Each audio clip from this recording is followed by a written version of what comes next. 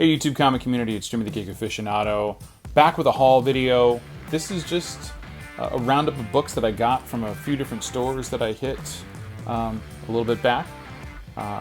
The first store that I went to is actually in a mall, if you can believe it, in the northern Chicago suburbs. And I was able to find a couple of cool things. For example, this Legends of the DC Universe starring Batgirl. This is issue number 11. It's part of a two-part story by Puckett, Dodson, and Nolan. And yes, that's that Dodson.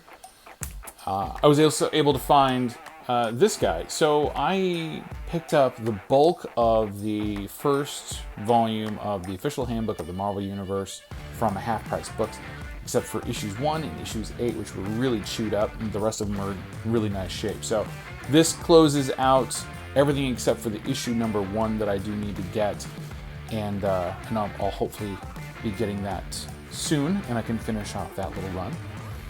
And this is an interesting one. So for those of you who aren't aware, this is technically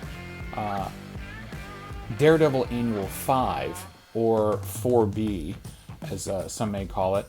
There was a Daredevil Annual number 4 that was from the like Silver Bronze age, and then they stopped making annuals for a while, and then they came back and did all these crossover annuals during the 80s. And this is the one that they did for Daredevil, but somebody didn't pay attention to the fact that number 4 had already come out. So they printed this as issue number 4, even though it's actually issue number 5, because there is no new annual number 5. There's an annual 6 that followed this, I think, for another one of those crossovers. So that's just a nice little bit of brief history trivia. Also found these. There's 4 issues to this, but I'll have to get the other one. So this is issue number 1. This is Pacific Rim Tales from the Drift. So if you're a fan or knowledgeable of the Pacific Rim movie, you know that this is basically Jaegers fighting giant monsters, and it's pretty awesome. And I've been digging everything that they've done so far. This is issue number 2. I did not find 3 and 4 there, so I'll have to pick those up. But I'm looking forward to reading them, nonetheless. So this is a nice one.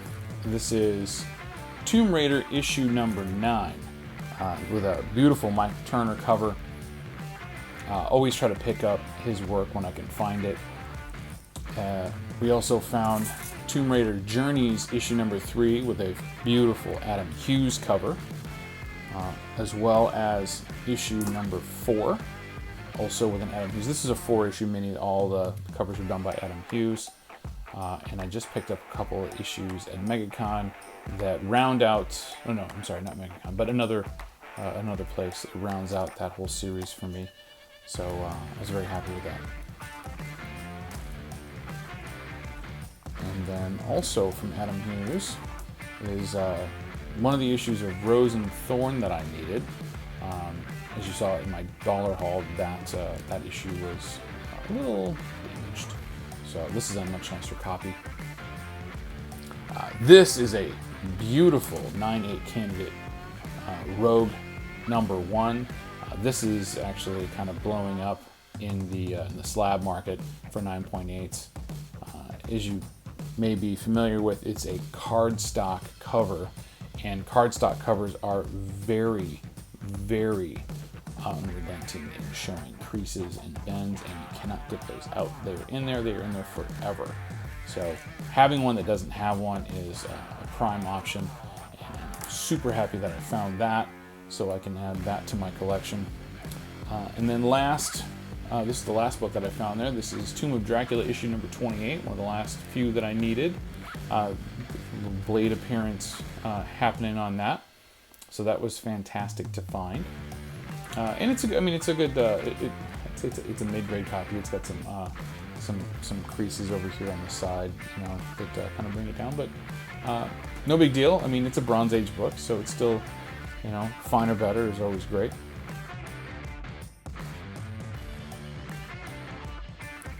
Okay, so moving to another store. This is one of my favorite stores to go to. They're newer, but they do happen to have some things that I'm looking for.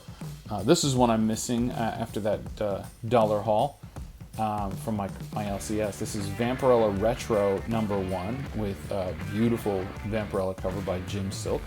I believe I want to say it's reprints in the interior, but these covers are just fantastic. We've got, I want to say, and I'll correct this if I'm wrong, because I believe that this is some of the first Greg Horn published work.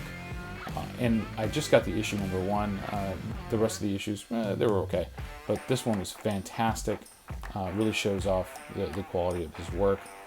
And the lighter tonal work that's done on that with the whites. Super fantastic. Another artist that I am incredibly enamored with is Joe Chiodo, and he did this cover to Alien Worlds #1 by Pacific Coast Comics, who's sadly no longer with us. The comic company, not Mr. Chiodo, he's still doing work.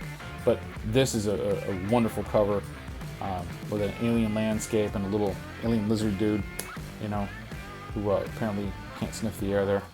Well, it looks like, I don't know, it looks like his nose is kind of hanging out of there, so I don't know what that shield is for. But cool book nonetheless.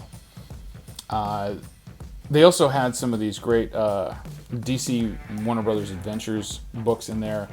Two particularly that I was highly sought after.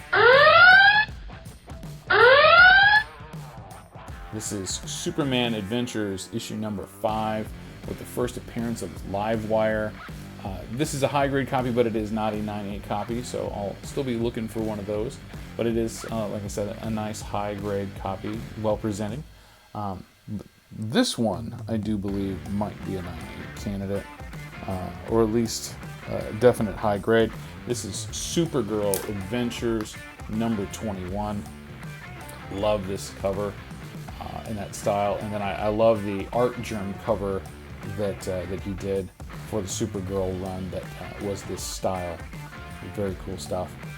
And then rounding out the adventure stuff is Batman Adventures #10 with a great Catwoman cover there with the cat. So I very much dig that. Cool stuff. Cool books. And then the last couple of books I got there for my Batman run, this is Batman issue #378 with the Mad Hatter trying to get Batman's true identity from Nocturna, and issue #385. So those helped me with completing that run. And then this is a great book. I've been trying to pick up some of these earlier ones.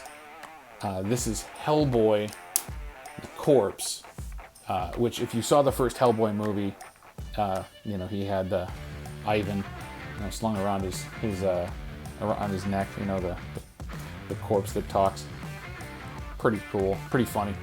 But I'm glad I was able to get this, because this was presented together with another story that I found that book for, but didn't find this one particularly until just recently. All right.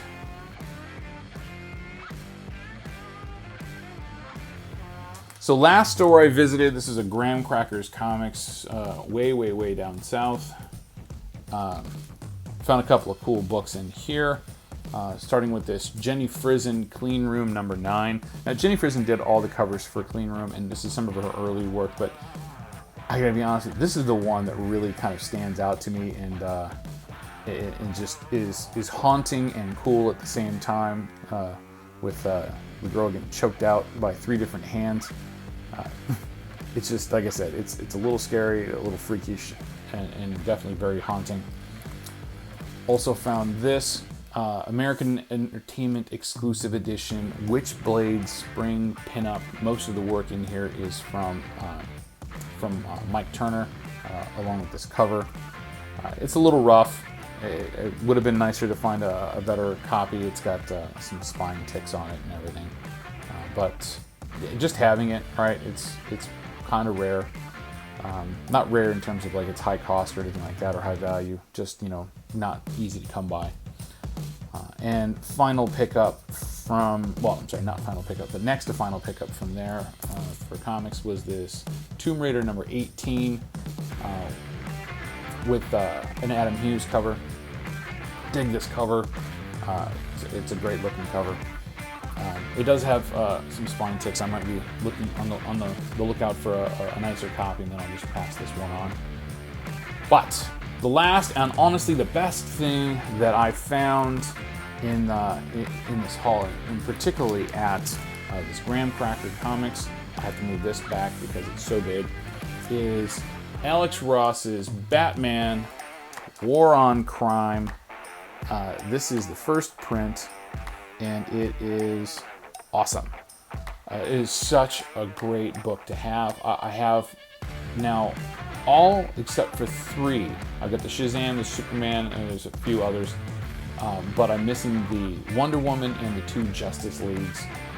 Comic K84 picked them up not that long ago. I'm not trying to badger him to let me buy them off him. But that's it for this haul. Thank you for clicking play on the video.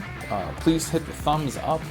Be sure to subscribe to the channel and ring that notification bell, and you'll find out when I drop more videos. Thanks a lot.